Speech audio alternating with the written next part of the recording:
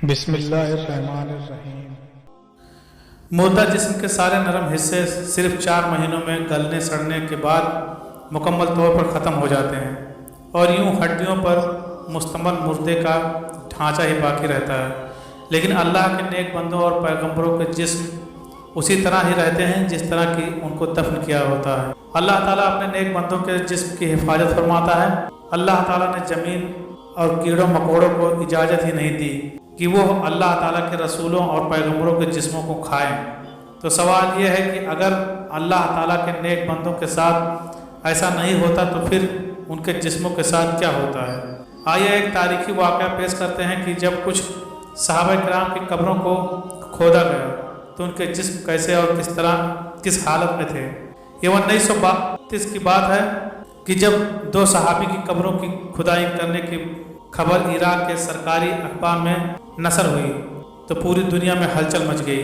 ساری دنیا کی نظر عراق پر جم گئی کہ جہاں سے کفر و اسلام میں فرق واضح ہونا تھا۔ ناظرین گرامی، ان قبروں کو کیوں کھولا گیا؟ قبریں کھولنے کے بعد صحابہ کرام کے جسموں کے ساتھ کیا کیا گیا؟ 1932 میں جب عراق شاہ فیصل کے زیر اثر تھا تو ایک رات حضرت حذیفہ بن یمان رضی اللہ تعالیٰ عنہ شاہ فیصل کے خواب میں تشریف لائے اور فرمایا، اے بادشاہ، جابر بن عبداللہ رضی اللہ تعالیٰ عنہ اور مجھے دجلہ کے مقام سے نکال کر کسی محفوظ مقام پر لے جا کر دفن کرو، کیونکہ ہم دونوں کی قبروں میں پانی آ گیا ہے۔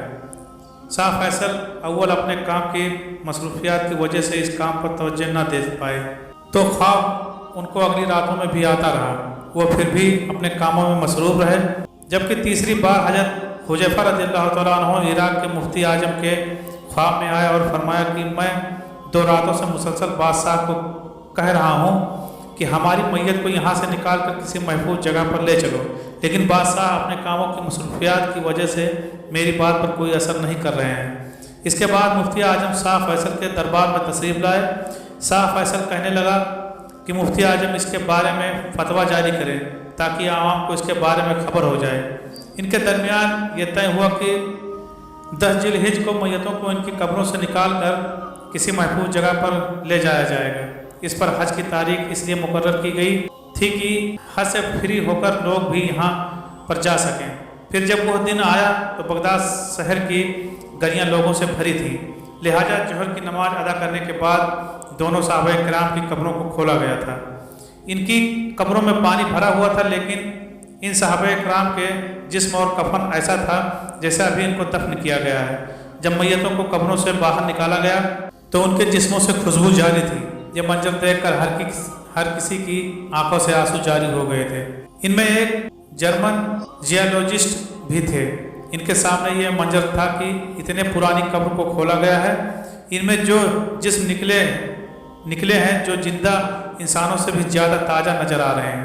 انہوں نے فوراً ہی مفتی اعظم سے کہا کہ مجھے بھی کلمہ پڑھایا جائے۔ اس طرح وہ بھی مسلمان ہو گئے تھے۔ اس کے بعد وہاں بہت ہی یہودی اور عیسائی بھی مسلمان ہو گئے۔ اس کے بعد دن بدن غیر مذہب کی مسلمان ہونے کی تعداد بڑھتی گئی۔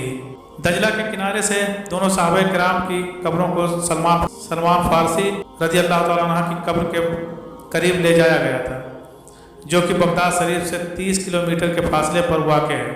جس جسم کو بھی مٹی میں دفن کیا جاتا ہے تو یہ جسم گل سڑ جاتا ہے، لیکن یہ صحابہ کرام کا جسم تر و تازہ ہی رہا۔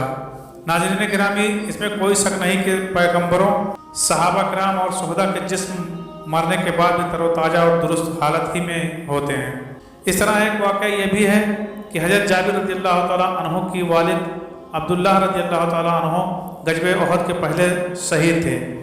حضرت محمد مصطفیٰ صلی اللہ علیہ وسلم نے ان کو عمر بن جبور رضی اللہ تعالیٰ عنہ کے ساتھ ایک ہی قبر میں دفن کیا تھا۔